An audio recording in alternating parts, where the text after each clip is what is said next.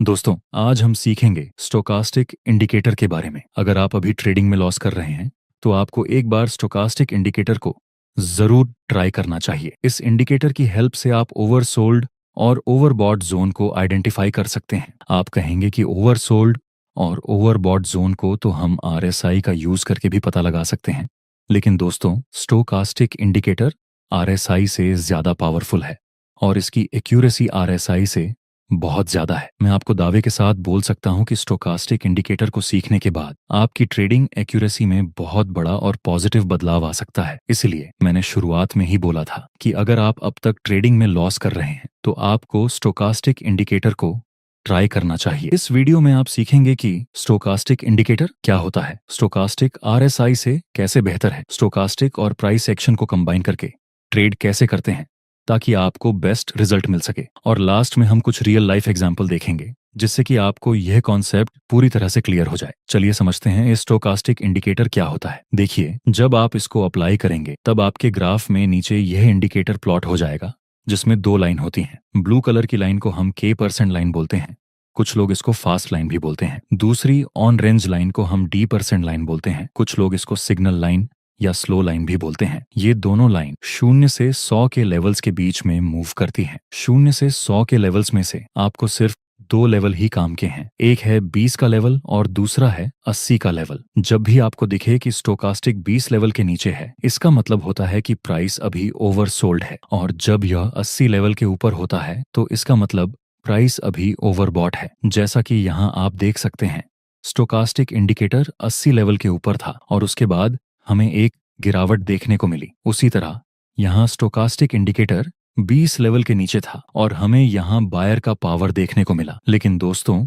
आपका focus oversold और overbought area पर नहीं होना चाहिए, बल्कि आपका फोकस होना चाहिए ये दोनों लाइन पर कि ये दोनों एक दूसरे को कहाँ क्रॉस कर रही हैं, क्योंकि वहीं से आपको बाय और सेल का सिग्नल मिलेगा जिसको हम प्राइस एक्शन के साथ प्रयुक्त करेंगे। देखिए, जब स्टोकास्टिक 20 लेवल के नीचे होता है और K% लाइन D% लाइन को नीचे से ऊपर की तरफ क्रॉस करती है, तब यह एक बाय करने का सिग्नल होता है। इसी तरह से जब प्राइस 80 लेवल के ऊपर होती है और K% लाइन D% लाइन को ऊपर से नीचे की तरफ क्रॉस करती है, तब यह एक सेल करने का सिग्नल हुआ। जैसा कि यहाँ पर आप देख सकते हैं, मार्केट यहाँ से नीचे आया, इस लेवल के पास K% लाइन ने D% लाइन को ऊपर से नीचे की तरफ क्रॉस किया था, और फिर आगे हम देखें तो मार्केट हल्का सा ऊपर जाता है और फिर से प्राइस नीचे आकर ऊपर चला जाता है, और अंत में एक बेरिश कैंडल का सिग्नल मिला। जिस जगह पर यह बेरिश कैंडल बनी उस जगह पर हमें एक रेजिस्टेंस एरिया था,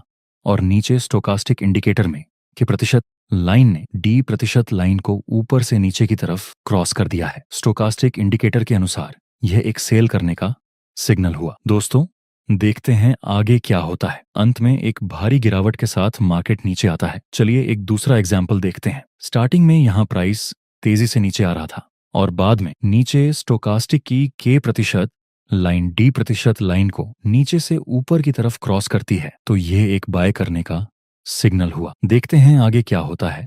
नेक्स्ट हम देखें तो प्राइस बहुत तेजी से ऊपर जाता है। दोस्तों, यहाँ पर बार बार स्टोकास्टिक इंडिकेटर वर्क कर रहा है, लेकिन यहाँ पर आप देखो तो 3 व्हाइट सोल्जर के पास स्टोकास्टिक में बाय करने का सिग्नल मिला था, लेकिन मार्केट यहाँ थोड़ा सा नीचे आने के बाद ऊपर गया। अगर हमने यहाँ बाय किया होता तो हमारा यहाँ स्टॉप लॉस हिट हो जाता। तो फिर ऐसे कुछ फेक सिग्नल को अवॉइड करने के लिए हम प्राइस एक्शन के साथ स्टोकास्टिक इंडिकेटर को यूज करेंगे ताकि हमारी एक्यूरेसी नेक्स्ट लेवल हो जाए। लेकिन पहले यह सीखेंगे कि क्यों स्टोकास्टिक इंडिकेटर आरएसआई इंडिकेटर से ज्यादा पावरफुल है और क्यों आपको इस इंडिकेटर का यूज करना चाहिए। देखिए, यहाँ मार्केट लोअर लो और लोअर हाई के स्ट्रक्चर में नीचे आ रहा है, मतलब ये एक स्ट्रॉन्ग डाउन ट्रेंड हो। इस लेवल को टच करके हम एक ट्रेंड लाइन ड्रॉ कर सकते हैं। नेक्स्ट हम देखें तो यहाँ प्राइस बहुत तेजी से रेड कैंडल के साथ नीचे आता है, और फिर हम देखें तो प्राइस ग्रीन कैंडल के साथ इस ट्रेंड लाइन को ऊपर की तरफ ब्रेक कर देता है। एक बार हम आरएसआई को देखें तो आरएसआई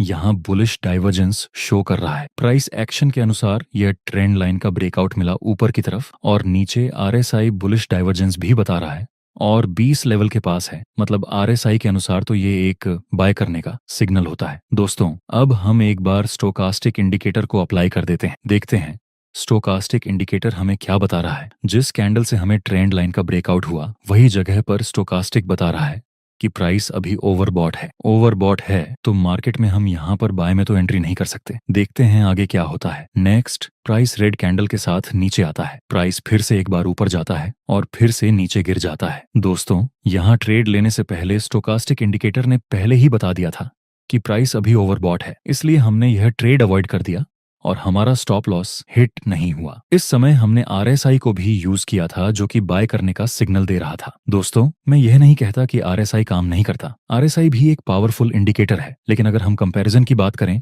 तब स्टोकास्टिक इंडिकेटर बेस्ट रहता है इन कंपेयर्स टू RSI। अब आप समझ गए होंगे कि क्यों आपको स्टोकास्टिक इंडिकेटर को यूज करना चाहिए। चलिए अब समझते हैं कि स्टोकास्टिक को और प्राइस एक्शन को कंबाइन करके आप बेस्ट ट्रेड कैसे ले सकते हैं। यहाँ पर आप देख सकते हैं मार्केट ने अभी इस रीसेंट रेसिस्टेंस को ब्रेक कर दिया है। अब ये रेसिस्टेंस आगे सपोर्ट का काम कर सकता है और प्राइस ओवरबॉट जोन में है। मतलब आगे या तो हमें एक पुल बैक देखने को मिल सकता है या फिर यह ट्रेड रिवर्स हो सकता है। अगर प्राइस इस लेवल के पास आकर कोई बुलिश कैंडल का सिग्नल देता है तो हम बाय में एंट्री कर सकते हैं। और हाँ, स्टोकास्टिक इंडिकेटर में भी हमें कोई बुलिश सिग्नल मिलना चाहिए। देखते हैं क्या होता है। नेक्स्ट, प्राइस आता है इस सपोर्ट के पास जो कि पहले रेसिस्टेंस था। वही लेवल के पास एक बुलिश सिग्नल फॉर्म हुआ और कंफर्मेशन कैंडल की इंफॉर्मेशन मिली। लेकिन स्टोकास्टिक इंडिकेटर यहाँ 20 के लेवल के आसपास भी नहीं है और K% एंड D% लाइन में भी हमें कुछ खास सिग्नल नहीं मिल रहा है, इसलिए हम यहाँ बाय में एंट्री नहीं कर सकते। और वैसे भी अगर हम यहाँ बाय में एंट्री करें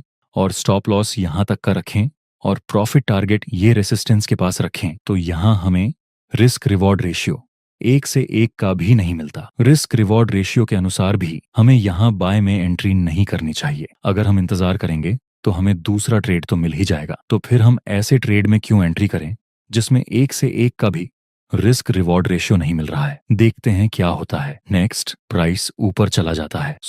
जहां से प्राइस ऊपर गया उस लेवल को हम एक सपोर्ट लेवल की तरह ड्रॉ कर देंगे और इंतजार करेंगे। नेक्स्ट हम देखें तो प्राइस फिर से आता है इस सपोर्ट के पास और एक बुलिश कैंडल का सिग्नल भी मिल चुका है और नीचे स्टोकास्टिक भी 20 लेवल के नीचे है। मतलब अभी प्राइस ओवरसोल्ड जोन में मूव कर रही है। ऊपर से K% लाइन ने D% लाइन को नीचे से ऊपर की तरफ क्रॉस कर दिया है। अब हम यहाँ बाय में एंट्री कर सकते हैं। स्टॉप लॉस रखेंगे यहाँ पर इस बुलिश कैंडल के लो से थोड़ा सा नीचे और प्रॉफिट टारगेट रखेंगे हम इस रेसिस्टेंस के पास। इस ट्रेड में हमें 1 से 1 का रिस्क रिवॉर्ड रेशियो मिल रहा है। देखते हैं आगे क्या होता है। नेक्स्ट हम देखें तो बहुत ही कम समय में हमारा प्रॉफिट टारगेट कंप्लीट हो गया है। दोस्तों, अगर हमने यह ट्रेड लिया होता तो हमें एक ही दिन में 2 ट्रेड मिल जाते, लेकिन फिर भी हमने एक ही ट्रेड लिया क्योंकि यह क्वालिटी ट्रेड था। चलिए एक दूसरा एग्जाम्पल देखते हैं। दोस्तों, यहाँ पर आप देखो तो शुरुआत में प्राइस जा रहा था ऊपर और इसी समय स्टोकास्टिक इंडिकेटर 80 लेवल के ऊपर है और K% लाइन ने